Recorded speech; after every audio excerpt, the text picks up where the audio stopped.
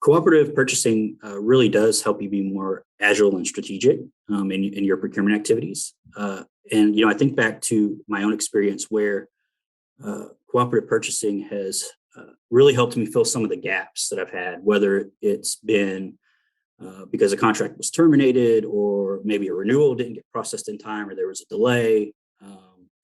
Or maybe plans changed and we just needed something more quickly than we anticipated. That agility, that ability to adapt is a strong point of cooperative purchasing. And as far as strategic, well, how is it not strategic to have this network of 300 plus contracts that you can access at any time? There's so much that you can do with that and so much potential. And particularly my mind runs here, being here in the Southeast, hurricanes and natural disasters, and being able to prepare ahead of time and have a list of contracts that we can access in the event of a, God forbid, a natural disaster of some kind, for MRO supplies or safety supplies or generators or things like that that we might need, and be prepared and be strategic about that.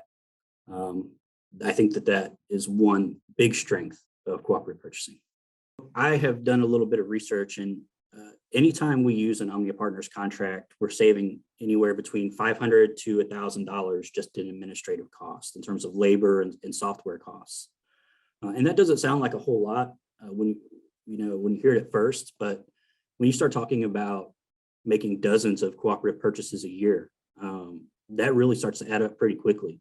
And when you start getting up to numbers like 30, 40, 50, $60,000 a year and administrative cost savings, that's a buyer for a lot of municipalities. That's a contract coordinator for a lot of counties, So I think that those numbers are something that we need to talk about more and show the value that we bring for using Omnia Partners and cooperative purchasing to bring value back to our public organizations.